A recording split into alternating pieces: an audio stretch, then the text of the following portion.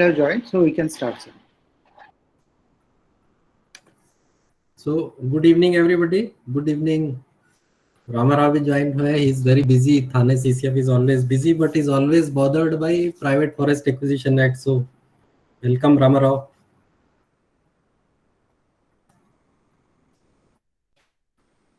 And all others, of course. Ramarao, आवाज आ रहा है? Yes, yes, sir. Yes, sir. Yes, sir. Good evening. Good evening. Good evening, sir.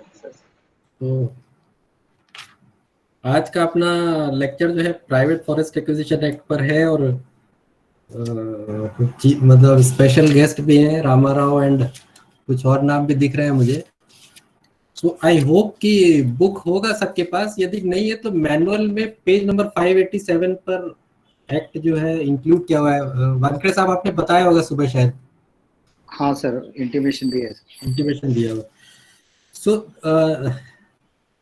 ये जो act है basically western side में थाना, पूना, कोल्हापुर, नासिक सर्किल में जो लोग हैं उनके लिए बहुत इंपॉर्टेंट है. बट डिपार्टमेंटल एग्जाम के हिसाब से करीब 5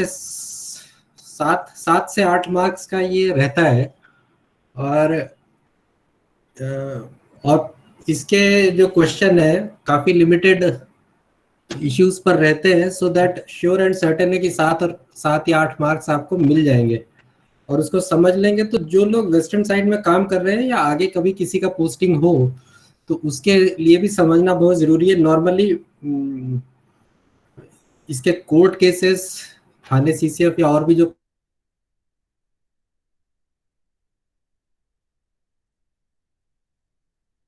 खूप सारे कोर्ट लँड्स म्हणजे पश्चिम साइड मध्ये किंवा मुंबई, ठाणा, रायगड, अलिबाग वगैरह या जिल्ह्यांमध्ये जमीनची किंमत खूप जास्त आहे आणि प्रायव्हेट लोक खूप मोठमोठे लोक असल्यामुळे सुप्रीम कोर्टापर्यंत किंवा हायकोर्टापर्यंत अप्रोच करतात. आणि जर आपण काळजीपूर्वक अटेंड करू शकलो नाही तर केसेस नेहमी आपल्या बाजूला जातात आणि आपल्याला विचारणा होतात की तुम्ही निष्काळजी दाखवली किंवा असे. या बॅकग्राऊंड मध्ये आपण या ऍक्टचे प्रोव्हिजन समजण्याचा प्रयत्न करू. आमच्या अनुभवाप्रमाणे महाराष्ट्रामध्ये फॉरेस्टशी रिलेटेड सर्वात जर ड्रॅकोनियन ऍक्ट असेल तर हाच आहे, प्रायव्हेट फॉरेस्ट एक्विजिशन ऍक्ट. कारण की काही तरतुदी याची अशी आहे की साधारण माणसाला किंवा ऑर्डिनरी पर्सन गावकरी असेल तर त्याला म्हणजे खूप त्रास होते, लिटिगेशन्स होतात, कोर्टामध्ये अटेंड करावं लागतात. आणि तरतूद अशी आहे की लोकांना म्हणजे माहिती सांगणारा पण नसते आणि माहितीचे अभावी किंवा करेक्ट इन्फॉर्मेशनचे अभावी लोकांना खूप त्रास होते आणि फॉरेस्ट ऑफिसर्सच्या बद्दल दुर्भावना निर्माण होते अनावश्यक. मला भाष्य करायला नाही पाहिजे, तथापि जस्ट ऑफ द रेकॉर्ड म्हणजे सांगायला हरकत नाही की थोडासा त्रासदायक आहे. बॅकग्राऊंड साठी आपली माहितीसाठी हा अधिनियम 30 ऑगस्ट 1975 रोजी अंमलात आला. 30 ऑगस्ट 1975 डेट मध्ये किंवा तारीख मध्ये काही विशेष नाहीये असा, परंतु आपल्याला या ऍक्ट बद्दल समजण्यासाठी एक महत्वाची गोष्ट अशी आहे की त्यावेळी इमर्जन्सीचा पिरियड होता. म्हणजे भारतामध्ये इमर्जन्सी सर्वांना माहित आहे 25 जून 1975 पासून तर सुमारे 2.5 वर्ष म्हणजे 77 पर्यंत इमर्जन्सीचा काल होता. आणि या काळात हा ऍक्ट पारित झालेला आहे. ऍक्ट मध्ये जाण्यापूर्वी परत थोडासा पार्श्वभूमी म्हणून, वानखेडे साहेब आपण या ऍक्टला कधी इम्प्लिमेंट केलाय किंवा म्हणजे आलाय का असा? नाही सर, माझा कधी संबंध नाही आला. समजून घ्या, थोडासा हा चान्स आहे. Yes sir, yes sir. तर इमर्जन्सीचा काय सांगतो मी, याचं कारण असं आहे की पार्श्वभूमी म्हणून सर्वांना माहिती आहे की आपल्याकडे भारतीय घटना कॉन्स्टिट्यूशन प्रमाणे 3 प्रकारचे सब्जेक्ट असतात. प्रत्येक विषय कोणत्याही खात्याचा असो आणि खात्याशी रिलेटेड कुठलाही विषय असो, हा संविधान मध्ये 3 कॅटेगरीमध्ये असतात, म्हणजे 3 कॅटेगरीमध्ये देण्यात आलेला आहे. कोणकोणती 3 कॅटेगरी? 3 लिस्ट आहेत आणि त्या 3 लिस्टमध्ये सब्जेक्ट्स एनलिस्ट केले गेले, म्हणजे यादी दिलेली आहे. काय काय आहेत ते लिस्ट? पहिली लिस्ट आहे युनियन लिस्ट किंवा केंद्राची यादी, युनियन लिस्ट. दुसरी लिस्ट आहे स्टेट लिस्ट आणि थर्ड आहे कॉन्करंट लिस्ट. युनियन लिस्ट मध्ये जे सब्जेक्ट असतात त्या सब्जेक्टच्या बद्दल कायदा फक्त आणि फक्त केंद्र शासन करू शकते, म्हणजे केंद्र शासनचे सांगण्याऐवजी पार्लियामेंट कायदा पास करू शकतो. स्टेट लिस्टचे जे सब्जेक्ट असतात त्या विषयांबद्दल फक्त आणि फक्त राज्य विधानमंडळ किंवा स्टेट लेजिस्लेचर ऍक्ट पारित करू शकतो. आणि तिसरी लिस्ट आहे कॉमन लिस्ट, त्याला कॉन्करंट लिस्ट म्हणतो. त्या कॉन्करंट लिस्ट मधले जे सब्जेक्ट असतात त्याच्याबद्दल कायदा करण्यासाठी दोन्ही सक्षम आहे, म्हणजे पार्लियामेंटमध्ये पण कायदा तयार होऊ शकते आणि स्टेट लेजिस्लेचर मध्ये पण कायदा पारित होऊ शकते. आजची घडीला सर्वांना माहित आहे की फॉरेस्ट हा विषय कॉन्करंट लिस्ट मध्ये आहे. सर्वांना माहित आहे कॉन्करंट लिस्ट असल्यामुळे राज्य शासन पण कायदा तयार करू शकतो फॉरेस्ट विषयाबद्दल किंवा वाईल्ड लाईफ विषयाबद्दल, आणि केंद्र शासन सुद्धा करू शकते. फरक तेवढाच असते की जर राज्य शासनाने एखादा कायदा केला आणि त्यानंतर केंद्र शासनाने कुठलाही कायदा त्या विषयावर केला किंवा त्याच इश्यूवर केला, तर केंद्र शासनाने तयार केलेला कायदा किंवा पार्लियामेंटने तयार केलेला कायदा सुपरसीड करतो त्याच्यावर. आपल्याला म्हणजे उदाहरण स्वरूप फॉरेस्ट कन्झर्वेशन ऍक्टचा सेशन झाला असेल मला वाटते वानखेडे साहेब. सर झालेला आहे. झालेला आहे. तर फॉरेस्ट कन्झर्वेशन एक लहानसा ऍक्ट आहे, केंद्र पार्लियामेंटने तयार केलेला, आणि त्याचा पहिला जो मुख्य सेक्शन आहे सेक्शन 2, तो काय म्हणतो? Notwithstanding anything contained in any other law state act, असं काहीतरी वर्डिंग आहे. म्हणजे इतर कोणत्याही राज्याचे कुठल्याही कायद्यामध्ये काहीही लिहिलं असो तरी सुद्धा वनेतर कामासाठी, वनांचे वापर करण्यासाठी केंद्र शासनाची पूर्व परवानगी लागेल. हा म्हणजे केंद्राने केलेला कायदा आहे, पार्लियामेंटने तयार केलेला कायदा आहे. का केलेला आहे? कारण की 1976 पासून फॉरेस्ट किंवा वने हा युनियन लिस्ट मध्ये समाविष्ट करण्यात आलेला आहे, म्हणून केंद्र शासनाला किंवा पार्लियामेंटला कायदा करण्याचा अधिकार आलेला आहे. आणि त्या अधिकारांचा वापर करून त्यांनी असे स्वरूपाचे ऍक्ट्स पारित केलेले आहे, फॉरेस्ट कन्झर्वेशन ऍक्ट सारखे. 1976 पूर्वी फॉरेस्ट हा विषय राज्य सूचीमध्ये होता, म्हणजे स्टेट लिस्ट मध्ये होता, आणि तेव्हा फॉरेस्ट बद्दल कायदा राज्य शासन किंवा स्टेट लेजिस्लेचर करू शकत होते. हा कायदा आलेला 1975 मध्ये, जेव्हा की फॉरेस्ट हा विषय स्टेट लिस्ट मध्ये होता. परंतु या कायद्यामध्ये काही तरतूद अशी आहेत ज्याच्यामुळे इंडियन फॉरेस्ट ऍक्ट, जे म्हणजे केंद्राचा कायदा आहे, सेंट्रल ऍक्ट आहे, त्याला काही ठिकाणी बाधा पोहोचते. म्हणून अशी तरतूद याच्यामध्ये समाविष्ट करण्यासाठी नेहमी माननीय राष्ट्रपती महोदयांची परवानगी किंवा पूर्व परवानगी लागते. आता आपली माहितीसाठी, जेव्हा की आपल्याला राज्य विधिमंडळाला राष्ट्रपतीची परवानगी जर प्राप्त करायची असेल तर त्याचा प्रोसिजर असा आहे की सर्वात प्रथम कायद्याबद्दलचा मजकूर तयार होतो मंत्रालयामध्ये. कायदेविषयक मजकूर तयार केल्यानंतर तो कॅबिनेटमध्ये म्हणजे मंत्रिमंडळामध्ये त्याला मान्यता घ्यावी लागते. मंत्रिमंडळकडून मान्यता प्राप्त केल्यानंतर त्याच्यानंतर याला विधिमंडळासमोर सादर करावा लागतो. आता आपल्याला माहिती आहे की राज्यामध्ये, आपल्या महाराष्ट्रामध्ये 2 हाऊसेस आहे, म्हणजे विधानसभा आणि विधान परिषद, दोन्ही हाऊसेस मध्ये त्याला पारित करावा लागतो. ही कारवाई म्हणजे एकच दिवशी होऊ शकत नाही, म्हणजे एका दिवशी आपल्याला विधानसभा किंवा दुसरे दिवस जेव्हा वेळ मिळेल तेव्हा विधान परिषद विधानसभेच्या मान्यता घेतल्यानंतर मग त्याला राज्यपाल महोदयांच्या परवानगीसाठी सादर करावा लागतो. आणि जर राज्यपाल महोदयांनी बिलावर मान्यता दिली मग तो केंद्राकडे जातो, राष्ट्रपती महोदयांकडे जातो. या कायद्याचा वैशिष्ट्य असा आहे की 7 ऑगस्ट 1975 रोजी तो राज्य विधिमंडळासमोर सादर झाला आणि 25 ऑगस्ट रोजी या कायद्यामधले पहिलीच लाईन आहे, मी वाचतो आपल्याला, आपण बघू शकतात. 25 ऑगस्ट रोजी माननीय राष्ट्रपती महोदयांची याला पूर्व परवानगी प्राप्त झाली. म्हणजे 18 दिवसाच्या आत एवढी कारवाई करायला साधारणपणे 2 ते 5 वर्षाचा काल लागतो किंवा वेळ लागतो. तथापि सुपरफास्ट स्पीडने 7 ऑगस्टला राज्य विधानमंडळामध्ये सबमिट झाला आणि 25 ऑगस्टला राष्ट्रपती महोदयांची परमिशन किंवा प्रायर परमिशन प्राप्त झाली.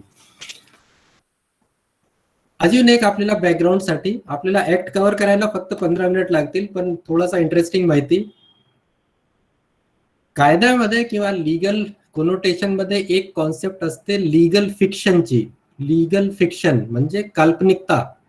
जर एखादी फॅक्टच्या किंवा एखादी गोष्टीच्या वास्तविक अस्तित्व नसेल तरी सुद्धा त्याला अस्तित्वात आणण्यासाठी एक कॉन्सेप्ट आहे फिक्शन. आपण नॉवेल पढतो किंवा मूवी बघतात, तर हे सगळी गोष्टी काय असतात, फिक्शन असतात. म्हणजे सत्य नाहीये, तथापि एक स्टोरीच्या माध्यमाने किंवा एखाद्या याच्या माध्यमाने आपण प्रस्तुत करतो आणि आपण त्याला अप्रिशिएट करतो.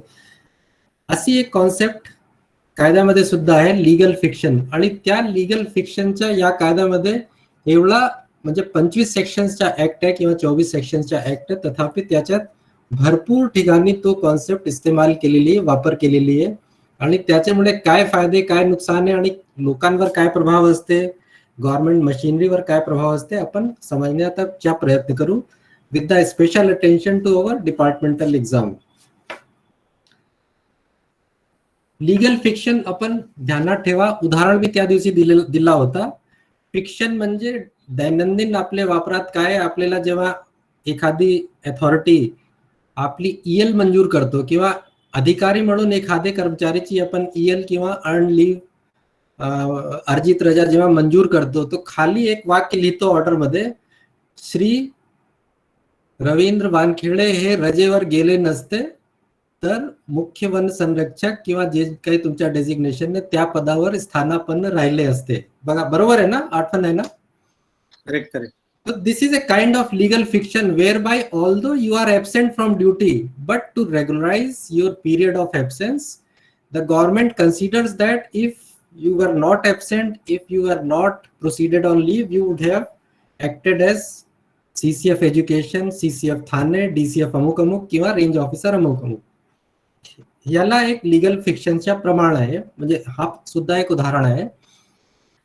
या पार्श्वभूमीत आता बघा, तुमच्या समोर जर पुस्तक असेल तर एक पानाच्या म्हणजे एक पानापेक्षा जास्त पार्श्वभूमी लिहिलेली आहे, ऍक्टची प्रिएम्बल लिहिलेला आहे. Whereas whereas whereas आणि वरती 3 किंवा 4 अमेंडमेंट्स आहेत सुरुवातीलाच. आता बघा, हा कायदा जर 25 ऑगस्ट 1975 ला आला तर पहिलाच अमेंडमेंट त्याला करावा लागला 1 ऑक्टोबर 1975 ला. म्हणजे विदिन 1 मंथ मोठा अमेंडमेंट करावा लागला. म्हणजे हा हे शो करतो की जेव्हा हे कायदा पास झाला तेव्हा असं वाटत आहे, म्हणजे किंवा असा इंडिकेशन मिळत आहे की घाई गर्दीत पास झालेला आहे, अंडर व्हॉट एव्हर सर्कमस्टान्सेस. त्याच्यावर आपण भाष्य करू शकत नाही, कारण की विधिमंडळाने तयार केलेला कायदा आहे. पूर्ण प्रिएम्बल त्याचे खाली फुटनोट जर पाहिला आपण तर त्याला काय म्हटलंय त्यांनी, this preamble was deemed always to have been substituted for the original. म्हणजे कुठेतरी शॉर्ट मध्ये सुरुवातीला प्रिएम्बल होता 3-4 ओळीच्या, त्याला 1 ऑगस्ट 1975 रोजी म्हणजे विदिन 1 मंथ त्याला अमेंड केला.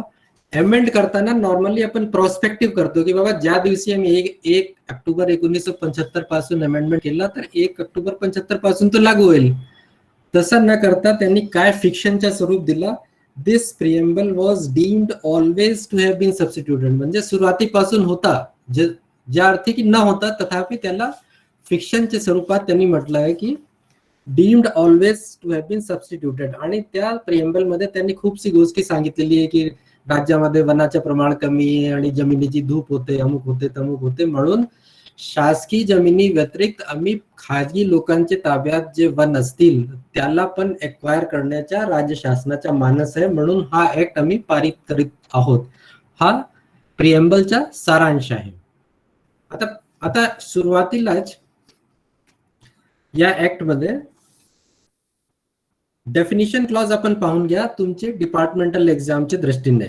सर्वात प्रथम ऍक्टचं नाव लिहिलं, this act may be called as Maharashtra private forest act. It extends to whole of the state of Maharashtra. काही लोकांची गैरसमज आहे की फक्त हे कोकण भागात किंवा कोल्हापूर भागात आहे. तथापि या ऍक्टच्या व्याप्ती पूर्ण राज्यासाठी आहे. मुंबई पासून ते गडचिरोली पर्यंत म्हणजे जेवढा आपला विस्तार आहे. तथापि याचा जो प्रभाव झालेला आहे किंवा आफ्टर इफेक्ट झालेले फक्त ते कोकण पट्टा किंवा कोल्हापूर नाशिक भागातच आहेत, लिमिटेड. याची पहले सेक्शनच्या थर्ड सबसेक्शन है, it shall come into force on such date as the state government made by notification in the official gazette appoint. म्हणजे ऑटोमॅटिकली कायदा अस्तित्वात येत नाही. त्याच्यासाठी त्यांनी म्हटलंय की राज्य शासन ज्या दिवशी नोटिफिकेशनद्वारे जाहीर करेल त्या दिवशी हे अंमलात येईल. आणि खाली फुटनोट पहा अगेन, 30 ऑगस्ट 1975 रोजी नोटिफिकेशनद्वारे त्यांनी असं जाहीर केलं की 30 ऑगस्ट 75 पासून ते अंमलात येईल. सेकंड सेक्शनच्या डेफिनेशन आहे अपॉइंटेड डे. हे अपॉइंटेड डे तुमचे डिपार्टमेंटल एक्झामच्या दृष्टीने खूप इम्पॉर्टंट आहे. विहित दिवस मराठीमध्ये किंवा appointed day means the date on which this act comes into force. आणि खाली काय लिहिलेलं आहे की नोटिफिकेशनद्वारे 30 ऑगस्ट 1975 ही अपॉइंटेड डेट घोषित केलेली आहे. तर प्रायव्हेट फॉरेस्ट एक्विजिशन ऍक्टच्या संदर्भात जेव्हा आपल्याला अपॉइंटेड डेटचा प्रश्न येईल तेव्हा हा सेक्शन आणि 30 ऑगस्ट 1975 रोजीची तारीख आपल्याला आठवण ठेवावी लागेल. ओके. अगेन आता कायद्याचे नाव आहे Maharashtra private forest acquisition act. तथापि फॉरेस्टची डेफिनेशन सुरुवातीला न होती आणि सेक्शन 2C1 सेक्शन 2 च्या सब क्लॉज आहे किंवा सबसेक्शन सी आणि त्याच्यामध्ये 1 याला फॉरेस्टची डेफिनेशन दिली आणि अशी डेफिनेशन दिली आहे की याच्यात प्रायव्हेट माणसाचे ताब्यात असलेली कुठलीही स्वरूपाची जमीन कव्हर होऊ शकते. म्हणजे forest means a tract of land covered with ट्रीजच्या ब्रॅकेटमध्ये whether standing, felled, found or otherwise, shrubs, bushes or woody vegetation, whether of natural growth or planted. म्हणजे नॅचरल ग्रोथ असेल तरी सुद्धा आणि प्लांटेड असेल तरी सुद्धा. And existing or being maintained with or without human effort or such tract of land on which such growth is likely to have an effect on supply of timber, fuel, forest produce और grazing facilities और वगैरे वगैरे. आता जर strictly पाहिला असेल म्हणजे पाहिला जाईल तर मॅंग्रोव्हचे सगळे whether they are in government position or in private position all come under the definition of forest. हे जो डेफिनेशन दिली गेली आहे. ओके. फॉरेस्टची डेफिनेशन इंडियन फॉरेस्ट ऍक्ट मध्ये कुठेही नाही आहे, बाकीच्या ऍक्ट मध्ये पण कुठेही नाही दिलेली आहे. या ठिकाणी for the purpose of this act he definition दिली गेली आहे. तर ही डेफिनेशन फक्त या ऍक्ट पुरताच लागू राहील. क्लिअर? इथपर्यंत क्लिअर आहे? कोणाला प्रश्न असेल तर विचारू शकतात. कायद्याची पार्श्वभूमी, अंमलात येण्याची तारीख, इथपर्यंत आपण आलो.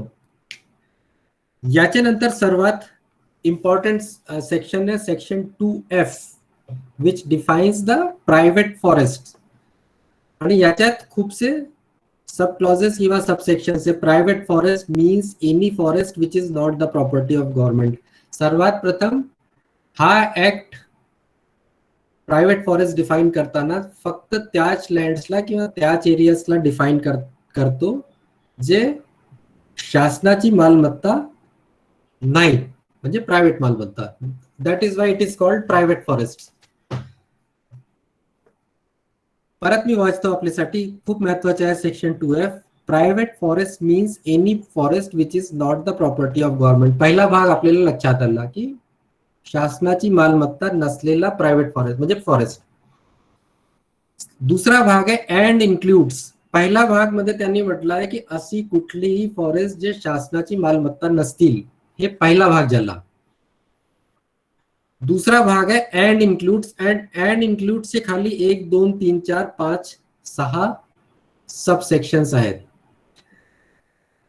त्या सबसेक्शन्स मध्ये किंवा त्या कॅटेगरीमध्ये कुठलाही भाग आला, कुठलाही प्रायव्हेट फॉरेस्ट आला तर प्रायव्हेट फॉरेस्ट म्हणून तो समजला जाईल या ऍक्ट खाली.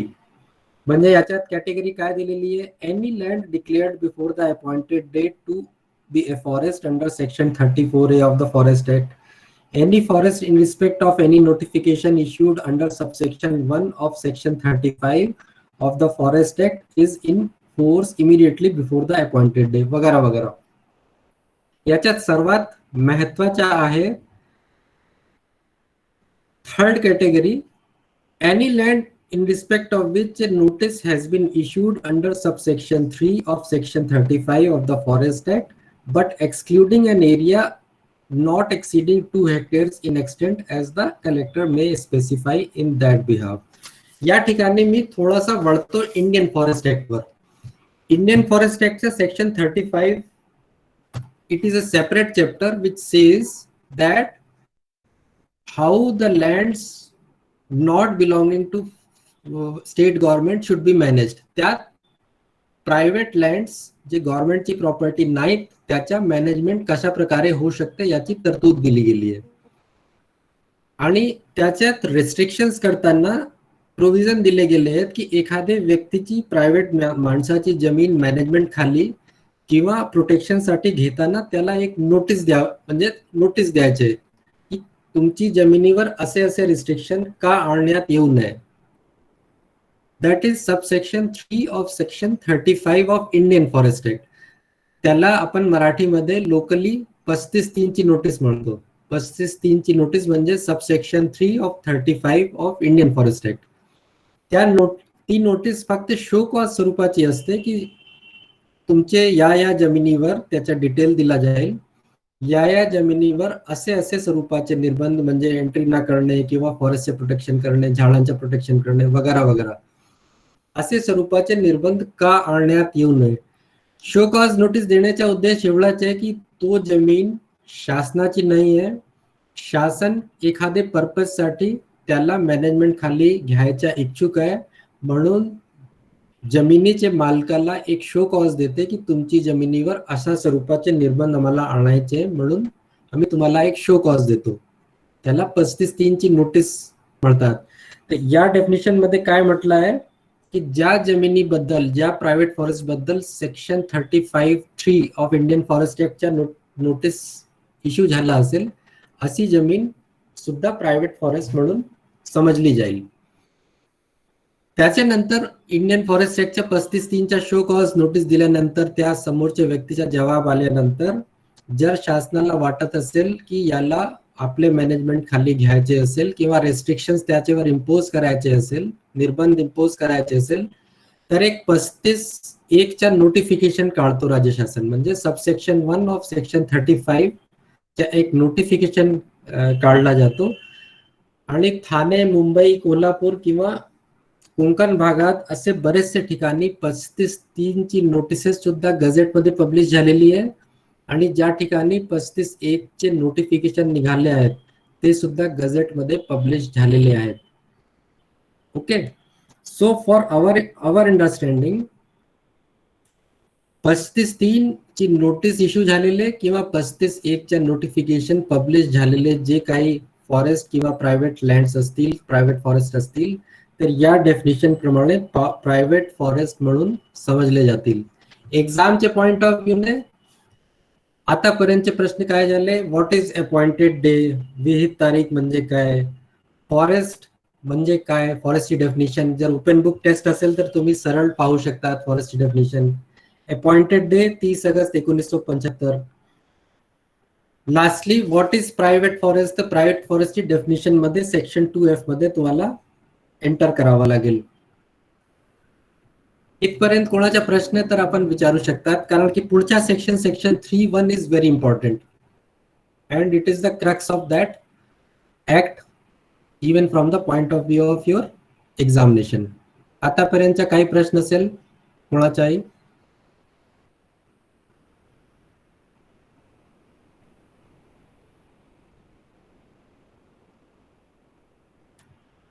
मी पुढे मूव्ह करतो. इंडियन फॉरेस्ट ऍक्टचा आपला सेशन झालेला आहे. ओके, सर्वांनी अटेंड पण केला असेल. वानखेडे साहेब झालेला आहे. Yes sir. Indian forest act मध्ये आपल्याला सांगितलं गेलं आहे की एखादी शासकीय जमिनीला रिझर्व्ह फॉरेस्ट म्हणून घोषित करण्यासाठी काय काय करावं लागतं. सर्वात प्रथम त्याच्याबद्दल सेक्शन 4च्या एक नोटिफिकेशन काढावं लागतं की राज्य शासनाचा असा मानस आहे की या जमिनीला रिझर्व्ह फॉरेस्ट म्हणून घोषित करायची आहे. हे सर्वात प्रथम प्रक्रिया आहे. त्याच नोटिफिकेशन मध्ये आपण वन जमाबंदी अधिकारी फॉरेस्ट सेटलमेंट ऑफिसरची नियुक्ती करतो, त्याला असाइनमेंट देतो की बाबा हे सेक्शन 4 मध्ये जी जमीन अधिसूचित झालेली आहे त्याला आपण जमाबंदीची चौकशीची प्रक्रिया, लोकांचे हक्क आहे, सवलती आहे, याच्याबद्दल चौकशी करून अहवाल सादर करा.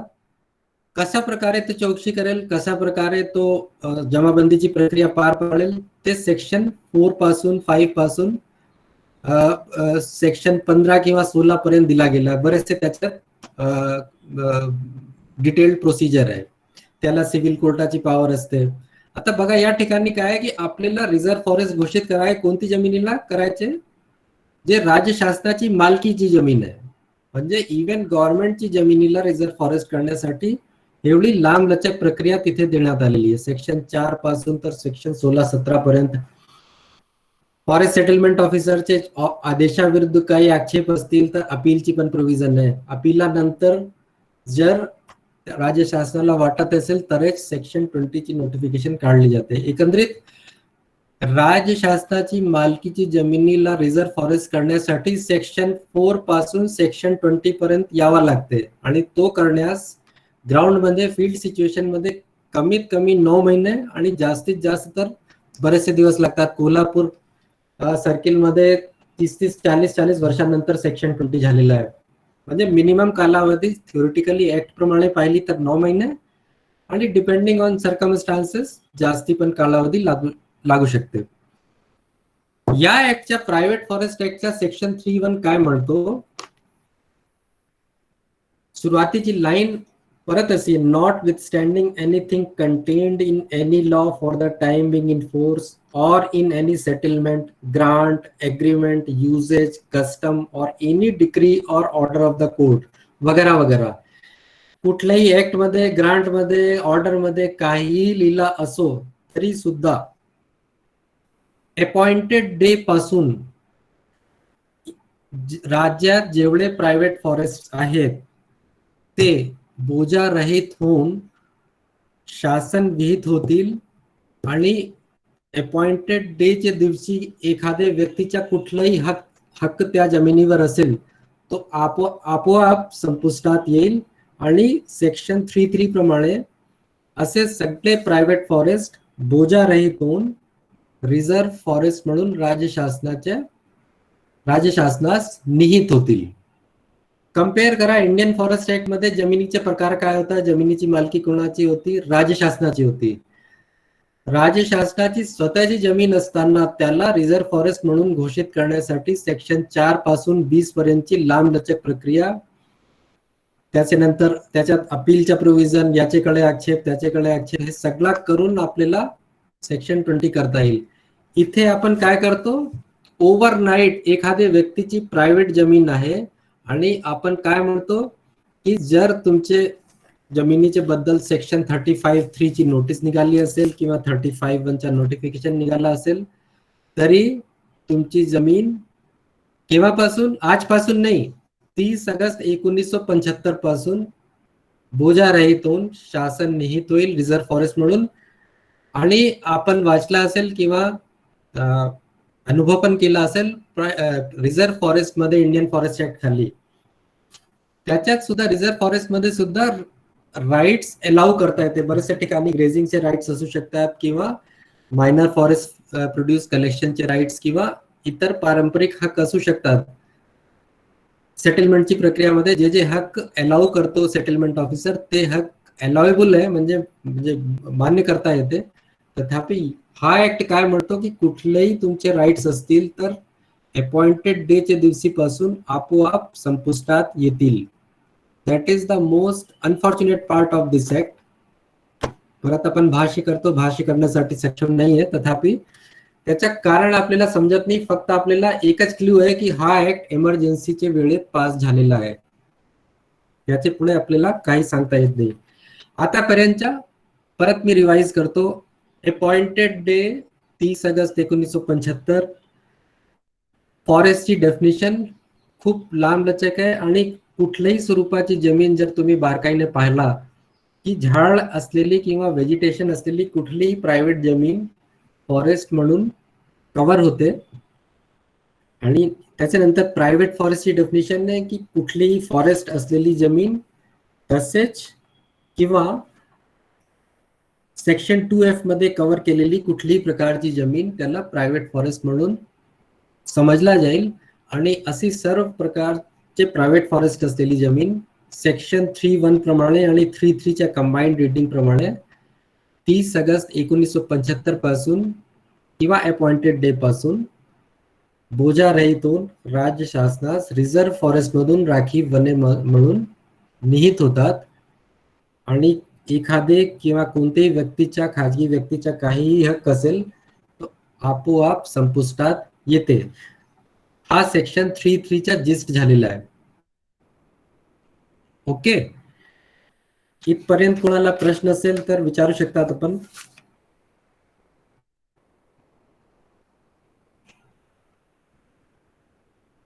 प्रश्न असले तर विचारू शकतात आपण.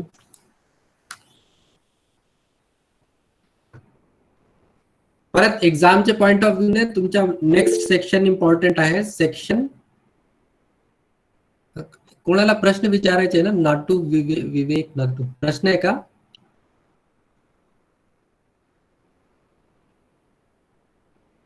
प्रश्न असेल तर विचारू शकतात आपण.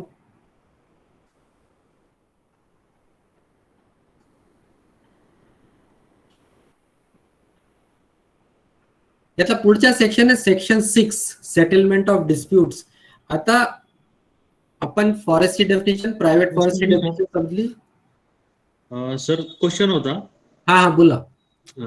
सर आपल्याकडे इकडे पश्चिम महाराष्ट्रामध्ये जे रेन शॅडो एरिया आहे ते बऱ्याच प्रमाणात बुशेस असतात, स्क्रब्स असतात. येस. आणि मोठ्या प्रमाणात काही क्षेत्र हे एखाद्याच्या मालकीवर असतात. तर ते प्रायव्हेट फॉरेस्ट म्हणून डिक्लेअर होऊ शकतं का सर?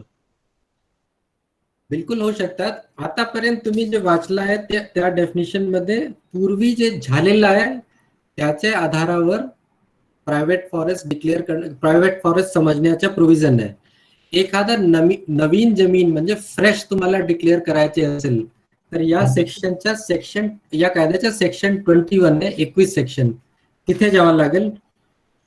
आणि त्याच्यात प्रक्रिया दिली गेली आहे की कलेक्टरच्या रिपोर्टच्या आधारावर राज्य शासन नोटिफाय करू शकतो. त्याची विहित प्रक्रिया आहे. आता आजची घडीला सेक्शन 35(3) ची नोटीस काढू शकत नाही किंवा ते सेक्शन सगळे रिपील झालेले आहे. म्हणून आपल्याला जर फ्रेश डिक्लेअर करायचे असेल तर सेक्शन 21 मध्ये प्रोसिजर देण्यात आलेली आहे. सेक्शन 21 एकच सेक्शन आहे आणि त्याच्यात 7-8 किंवा 9 सबसेक्शन्स आहे. त्याच्यात क्रमवारीने प्रक्रिया देण्यात आलेली आहे. त्याच्या फॉलो करून प्रायव्हेट फॉरेस्ट डिक्लेअर करू शकतात. आणि त्याच्यावर प्रोव्हिजन्स तेच, म्हणजे ज्या दिवसापासून तो डिक्लेअर झाला त्या दिवसापासून सगळे राईट्स राज्य शासनाकडे निहित होतील आणि त्या माणसाचे कुठलेही अधिकार त्या जमिनीवर राहणार नाही. ओके सर, अजून एक रिलेटेड क्वेश्चन होता. काही लोकांना वारस नसतात किंवा त्यांना असं वाटतं की आमचं जे क्षेत्र आहे ते फॉरेस्ट मध्ये वर्ग करण्यात यावं, तर त्याच्यासाठी काय प्रोव्हिजन करतात? सेक्शन 21 मध्ये फॉरेस्ट ऑफिसर्सला पॉवर म्हणजे नाहीच आहे, कारण की स्वतः एक पार्टी होतात. म्हणून कलेक्टरवर जबाबदारी सोपवली आहे की एखादी जमिनीला त्याला वाटत असेल तर त्याची रिपोर्ट राज्य शासनाला सादर करू शकतात. आणि त्याच्यात विहित चौकशी वगैरेची प्रक्रिया देण्यात आलेली आहे. त्या चौकशीच्या आधारे राज्य शासन म्हणजे डिसाइड करू शकतो की त्याला प्रायव्हेट फॉरेस्ट म्हणून जाहीर करायचे किंवा नाही करायचे. Yes sir. ओके, आता हे सगळं केल्यानंतर एखाद्या व्यक्तीला डिस्प्यूट होऊ शकेल की बाबा माझी जमीन मुळीच प्रायव्हेट फॉरेस्ट नव्हती. त्याच्यासाठी सेक्शन 6 ची प्रोव्हिजन्स आहे की सेटलमेंट ऑफ डिस्प्यूट. जर एखाद्या व्यक्तीला वाटत असेल की तो जमीन माझी प्रायव्हेट फॉरेस्ट म्हणून नव्हती आणि त्याच्यावर हे पुढचे जे सेक्शन आहे सेक्शन 3 आणि इतर सेक्शन्स लागूच होत नाही. म्हणून तो संबंधित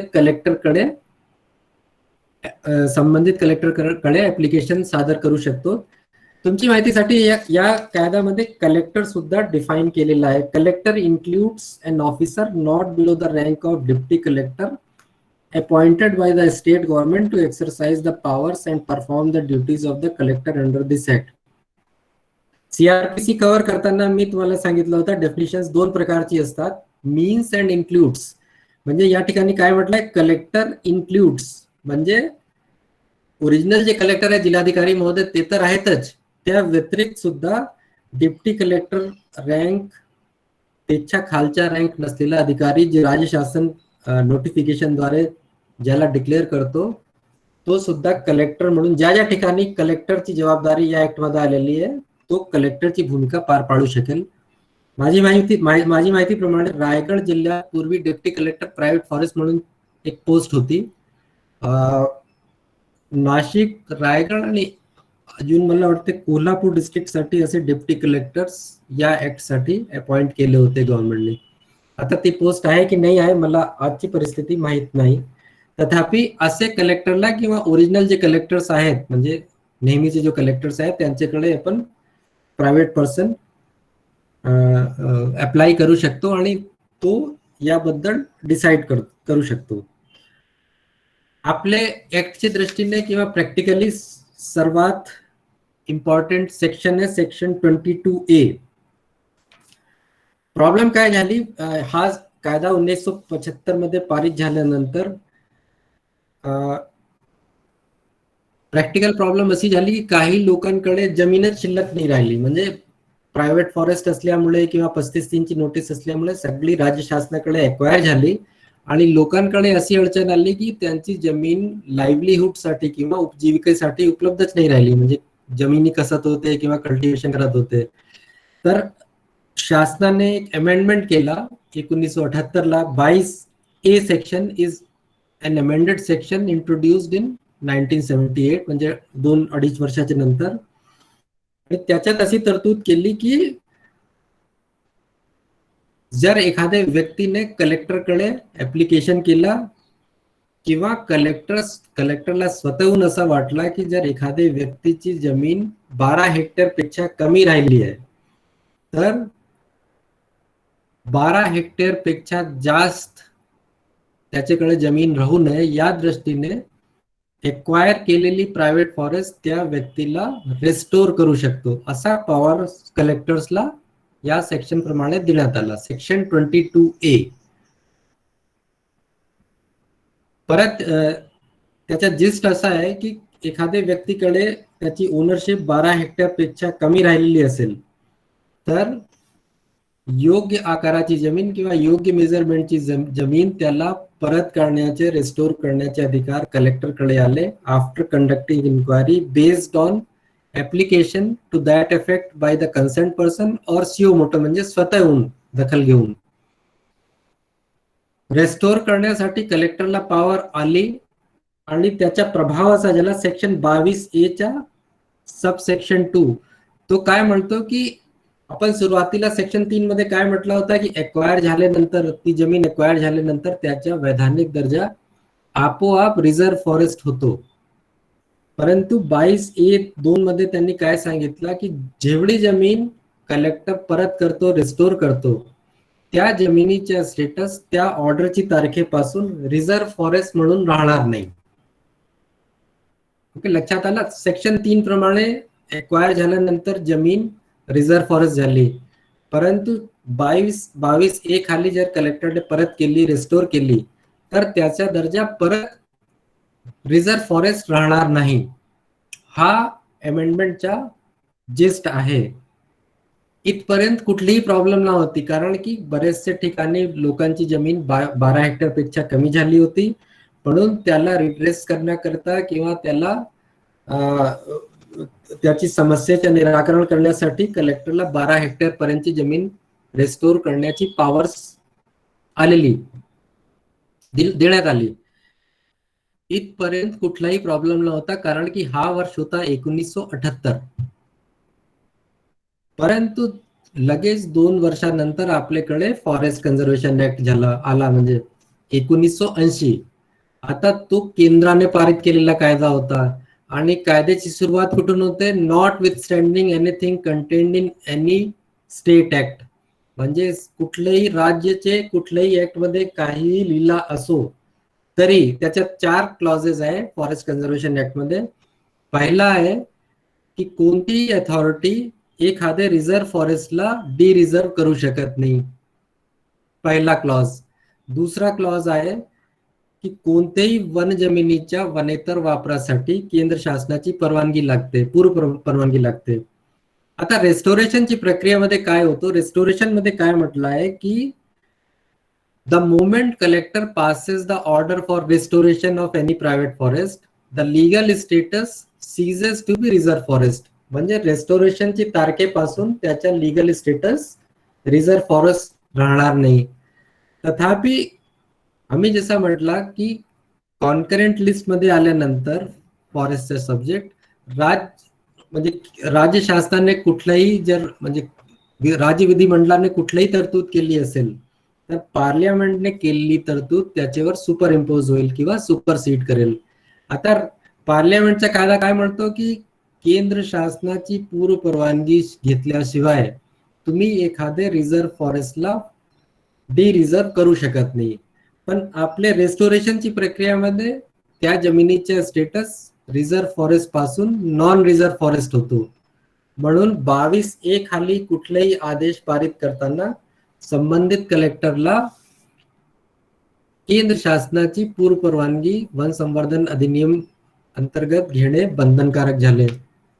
आणि असा झाल्यामुळे खूप कन्फ्युजन झाला, म्हणजे सुरुवातीला कोणालाही माहित नव्हता आणि ही प्रक्रिया 20-22 वर्षापर्यंत सुरू राहिली. बरेचसे ठिकाणी रेस्टोरेशनचे ऑर्डर निघाले आणि नंतर राज्य शासनात लक्षात आला की बाबा हे सगळे रेस्टोरेशन आदेश 1980 नंतर फॉरेस्ट कन्झर्वेशन ऍक्ट आल्यानंतर संबंधित कलेक्टर्सने वन संवर्धन अधिनियम अंतर्गत केंद्र शासनाची परवानगी प्राप्त न करता जारी केलेले आहे.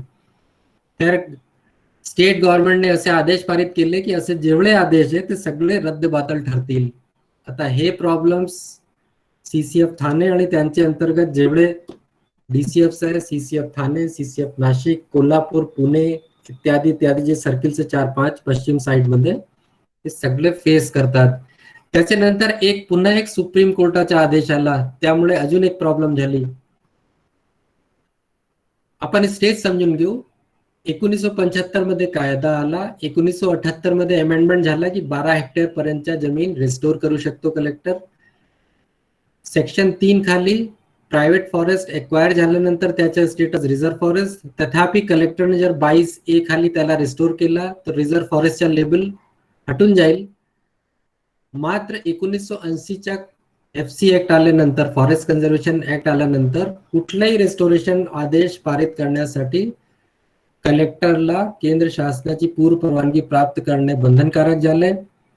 असं असून सुद्धा एक ऑर्डर सुप्रीम कोर्टाच्या 13 नोव्हेंबर 2000 रोजी एक वेगळ्या संदर्भात त्यांनी एक आदेश पारित केला सुप्रीम कोर्टाने.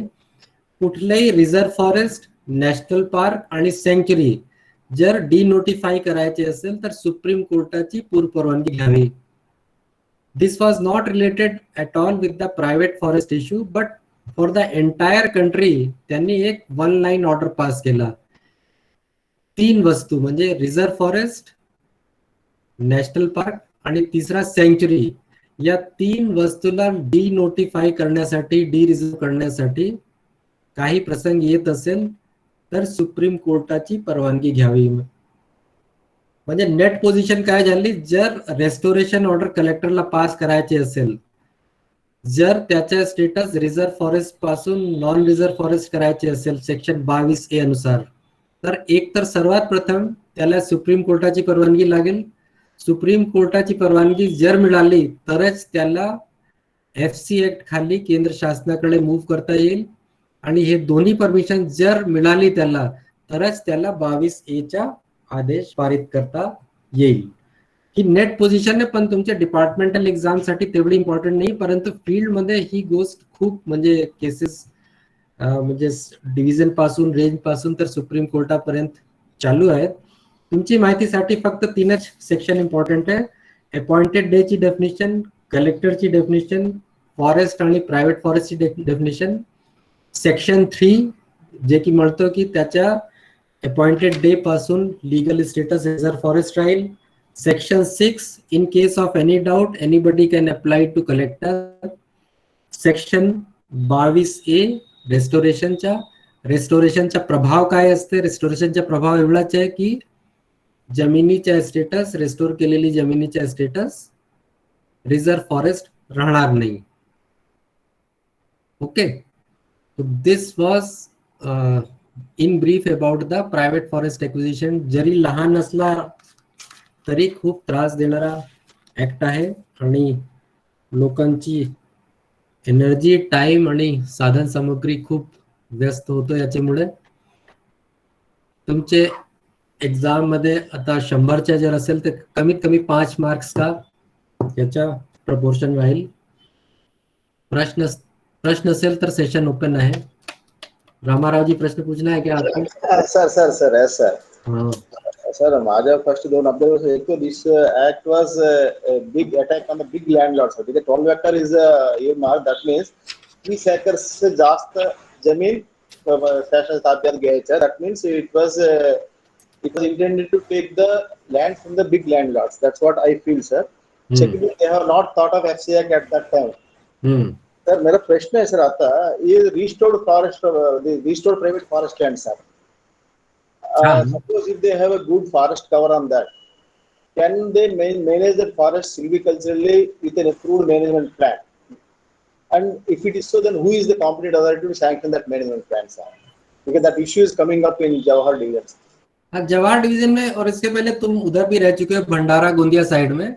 Yes, sir. तो वहां पर भी एक प्रकरण ऐसे ही आया था. तो रेस्टोर्ड फॉरेस्ट अगर है तो उसका लीगल स्टेटस फॉरेस्ट है, इसके बारे में कोई डाउट नहीं है. और यदि आपको नॉन फॉरेस्ट्री एक्टिविटी करनी है और यदि आपको अच्छा ग्रोथ है वहां पे और आपको झाड़ या वेजिटेशन रिमूव करना है वहां पे, तो you have to make a management plan.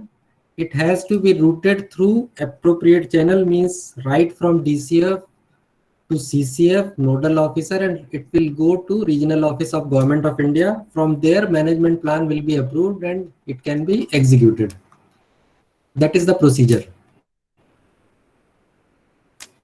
Sir, a plan approved by PCCF off was there. I think is he competent to sanction that management plan as a PCF off, or it should go to regional office? No, it as on date, to the best of my information, it is supposed to go to the regional office, because he is the person who gives the approval to the working plan, management plan, etc. तो उसी के pass जाएगा वो.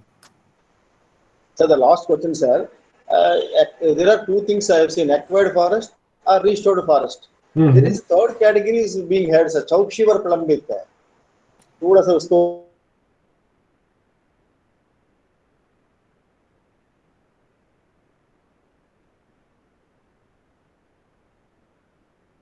अंतिमतः संपादित. There is nothing like अंतिमतः संपादित, because again I repeat the term legal fiction. If you read section 3.1 and 3.3, the moment it comes into any of the category, it is vested, free from all encumbrances as reserve forest, and if at all any right of any private person, it extinguishes on the appointed day. That is the position. So unless it is lawfully restored, it is always vested with the state government. आता त्याच्यावर position तुमच्या पण असू शकते, समोरच्या माणसाचे असू शकते, म्हणजे वादग्रस्त क्षेत्र असू शकते. तथापि कायद्याची दृष्टीने तो रिझर्व फॉरेस्ट आहे, vested with the state government, free from all encumbrances, बोजा रहित होऊन, आणि त्या माणसाच्या समोरच्या व्यक्तीला कुठलाही अधिकार नाही. चौकशीवर प्रलंबित, it may be for your administrative convenience, but legally it is reserve forest. section 22A का restore केलं it should be a private acquired forest land only. Yes, yes. And restoration under 22A should be lawful restoration. Yes, yes, yes. जर त्यांनी restore केला असेल आणि भारत सरकारची परवानगी नसेल तर it shall be null and void. That's what state government says. Okay. आपल्याला मॅन्युअल मध्ये सुद्धा प्रायव्हेट फॉरेस्ट कवर्ड आहे आणि याच्या संबंधित जेवढे सर्क्युलर्स आहे टाइम टू टाइम काढले गेले किंवा नोटिफिकेशन्स ऑर्डर्स मॅन्युअल मध्ये एनेक्शर म्हणून देण्यात आलेले आहेत. आणि हे जे तुमचे डे टू डे जे प्रॉब्लेम्स आहेत रामारावजी, 30 सप्टेंबर 2019 सर्क्युलर आहे. I think it is also there in the manual. Agarwal साहेबांचे सहीचे आहे. अजून तुमचे 2-3 वर्षापूर्वी